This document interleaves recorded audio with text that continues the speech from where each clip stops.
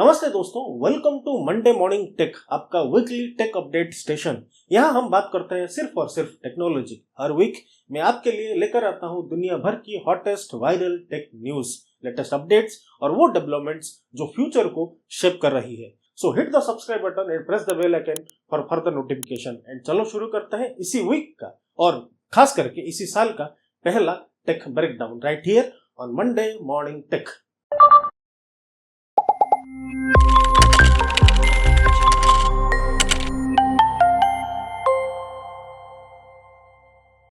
आज का वीडियो इसी साल का पहला वीडियो है, तो थोड़ा हम 2025 को एक बार रिवाइंड कर लेते हैं। लास्ट ईयर थोड़ा ड्रामेटिक और कई सारे इनोवेशन के साथ बहुत ही खास रहा। अगर शुरू जनवरी से करते हैं तो जनवरी 2025 से पहला टेक न्यूज हमारे देश से ही आएगा, जब ISRO successfully completed the docking of 2 SpaceX satellites on 16 January 2025 following their launch on 30 December 2024। ये technology future Indian space station के लिए बहुत ही जरूरी था।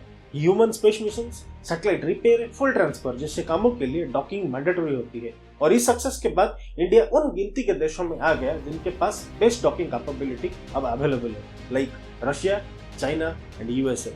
फरवरी 2025 में स्पेसएक्स ने इंट्यूटिव मशीन्स के साथ second moon lander Nova C को सक्सेसफुली लॉन्च किया।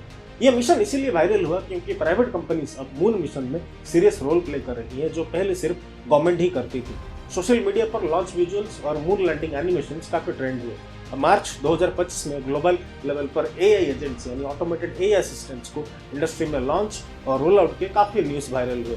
सिस्को ने अपना वेबएक्स एआई एजेंट रिलीज किया जो 24/7 काम करता है और human like customer interactions provide करता है। एआई एजेंट्स का यूज और एप्लीकेशन इसी साल और थोड़ा इंटेंस हुआ। वैसे ये ट्रेंड दुनिया भर के टेक फीड्स और लिंक्डइन और एक्स पर ट्रेंडिंग रहा काफी। सुनीता विलियम्स और उनके साथी एस्ट्रोनॉट बच विलमोर ने इंटरनेशनल स्पेस स्टेशन से 18 मार्च 2025 को सेफली अर्थ पर लैंड किया, जब उनका ओरिजिनली शॉर्ट मिशन अनएक्सपेक्टेडली 9 महीना तक एक्सटेंड हो गया था। ये landing SpaceX crew 9 Dragon spacecraft के थ्रू गल्फ ऑफ मैक्सिको के पास फ्लोरिडा कोस्ट पर हुई, which is a major technical achievement for SpaceX and Elon Musk as well. फिर न्यूज आती है अप्रैल 2025 में चाइना ने सेंजू 20 क्रूड मिशन को सक्सेसफुली लॉन्च करके टियांगोंग स्पेस स्टेशन से के साथ डॉक किया, जिसे ह्यूमन स्पेस फ्लाइट फिर से ग्लोबल हेडलाइंस में आ गया। इसी मंथ स्पेसएक्स ने record number of falcon 9 launches किए, जिसमें स्टारलिंक सैटेलाइट और आईएसएस के लिए कार्गो मिशंस भी इंक्लूड।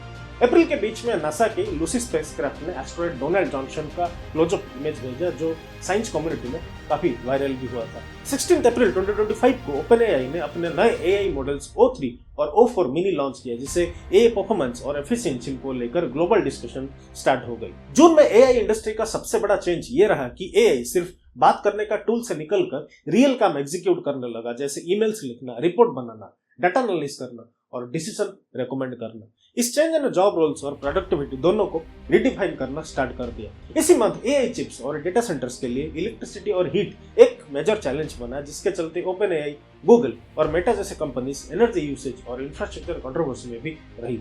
इसी महीने नासा का जेम्स वेब स्पेस टेलीस्कोप का फोकस इमेजेस से शिफ्ट होकर डेटा साइंस और केमिस्ट्री पर आ गया, जहां टेलीस्कोप प्लैनेट्स की सिर्फ फोटोस नहीं बल्कि उनकी एटमॉस्फेयर का केमिकल फिंगरप्रिंट भी एनालाइज कर रहा है। इसे साइंटिस्ट अब साइंटिफिकली कैलकुलेट कर पा रहे हैं कि कोई प्लैनेट हैबिटेबल है या नहीं, बिना गेस वर्क के। जून में ही बायोटेक्नोलॉजी और एआई का कॉम्बिनेशन इसीलिए ट्रेंडिंग रहा क्योंकि मेडिसिन ट्रायल एंड एरर से शिफ्ट होकर डेटा ड्रिवन हो रही है। एआई मॉडल्स अब सेल्स, प्रोटीन्स और जीन्स का बिहेवियर स्टिमुलेट करके प्रेडिक्ट कर रहे हैं कि कौन सा ड्रग इफेक्टिव होगी। इसी time AI guided CRISPR gene editing tools पर ट्रायल्स डिस्कस हुए, जहां एआई ये डिसाइड कर रहा है कि जीन को कहां और कितना मॉडिफाई करना सेफ होगा। ये development cancer, rare genetic diseases और पर्सनलाइज्ड मेडिसिन के लिए एक मेजर ब्रेक थ्रू माना जाएगा।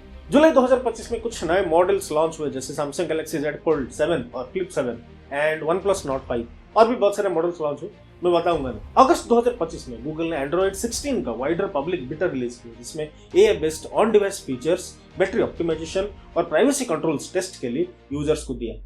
Pixel 10 series like Pixel 10, 10 Pro, 10 Pro XL, 10 Pro Fold launch हुआ 20 अगस्त 2025 को। गूगल ने मेड बाय गूगल इवेंट में और ग्लोबली ग्रेजुअली अवेलेबिलिटी कराया धीरे धीरे।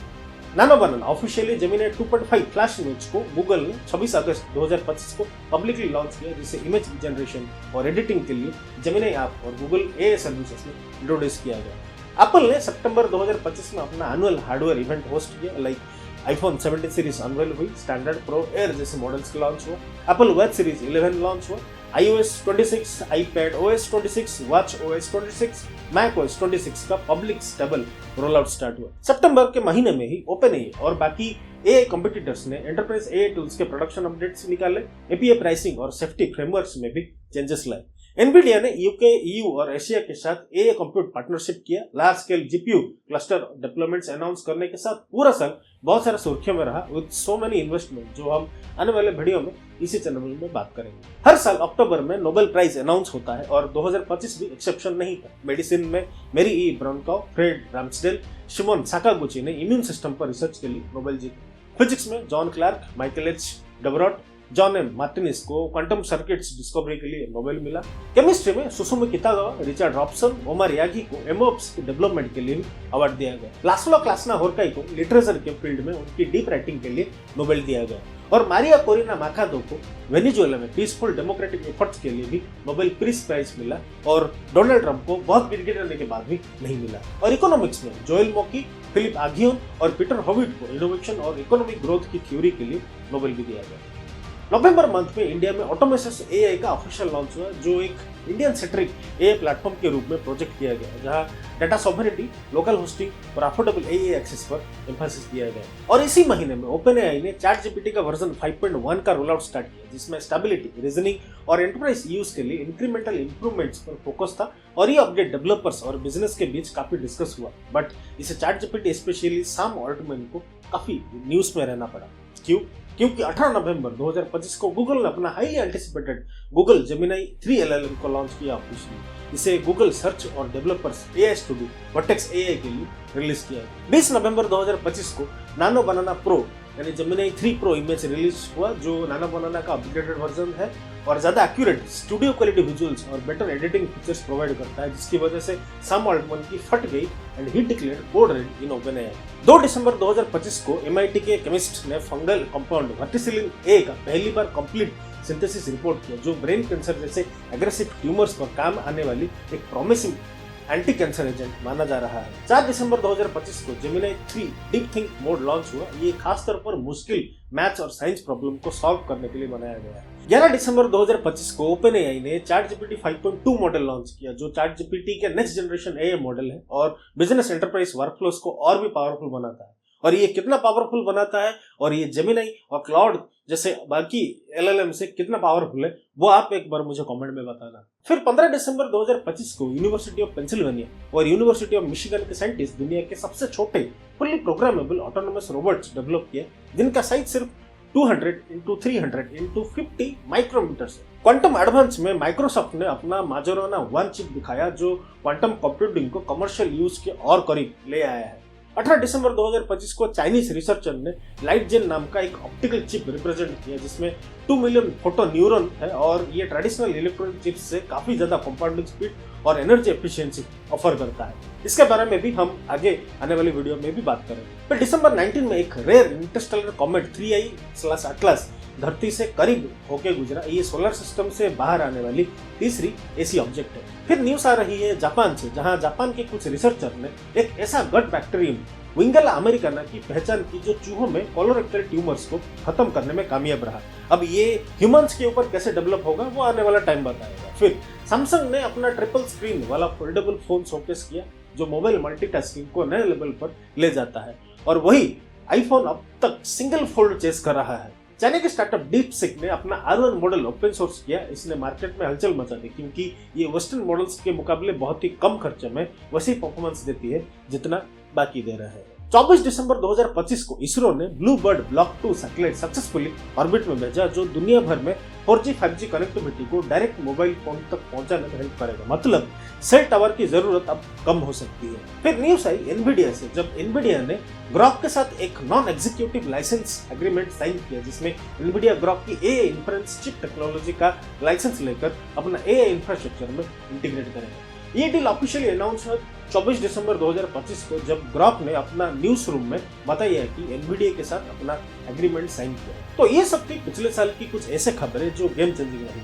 अब इसी साल में बहुत कुछ अपडेट्स जो भी आएगा वो मैं आपको वीकली आपके पास पहुंचाता रहूंगा with clear, crisp and simple meanings. तो टेंशन मत लो, कोई बात नहीं, बट कुछ उड़ा उड़ा खबर है जो इसी साल बहुत सुर्खियों में रहने वाली है। जैसे एप्पल ने अपना पहला फोल्डेबल आईफोन लॉन्च करने की प्लान में था, लेकिन वो अब पोस्टपोन हो चुका है। इसी साल एप्पल का 27 इवेंट आएगी with some other specification upgrades and some new models। और सबसे हॉट और ट्रेंडिंग टॉपिक एआई के ऊपर बात करें तो ये साल वाइब कोडिंग के लिए जाना जाएगा, क्योंकि अगर आप एक पैटर्न नोटिस करोगे तो पहले 2023 में जब ये chatbots like ChatGPT, Copilot, Gemini, DeepSeek, Claude, Grok, Perplexity सब रिलीज हुआ तो जनरेटिव एआई नाम का एक कॉन्सेप्ट डेवलप किया, जहां एआई में प्रॉम्प्ट्स अगर अच्छे से आप दो तो कुछ टास्क को एआई इजी कर देता है। फिर आया एजेंटिक एआई, जो टास्क को ऑटोमेट करने की वर्कफ्लो को डेवलप करने के लिए एक कॉन्सेप्ट काफी पॉपुलर हुआ 2025 में। और 2026 यानी इसी साल वाइब कोडिंग का कॉन्सेप्ट थोड़ा मार्केट में अभी हलचल मचाना शुरू किया है, जिसके वजह से एजेंटिक एआई प्लेटफॉर्म लवेबल इसी साल का सबसे नाम कमाने वाला और सबसे काम में आने वाला स्टार्टअप है। खैर, न्यूज या डेवलपमेंट्स, कॉन्सेप्ट या इवेंट्स, लॉन्चेस या रिलीजेस और एक्सप्लेनेशन तक हम सब कुछ आने वाले टाइम में हर एक वीक मंडे में आपके लिए एक डेडिकेटेड वीडियो के साथ लेके आएंगे। अटेंडेंस डाल देना, बस यही एक रिक्वेस्ट रहेगी। अपना कमेंट्स भी मेरे साथ साझा करना, कम्युनिटी फोरम के साथ हम भी एंगेज रहेंगे। मिलते हैं आपको अगले मंडे में with a lot of tech updates. तब तक एंजॉय। हर हर महादेव।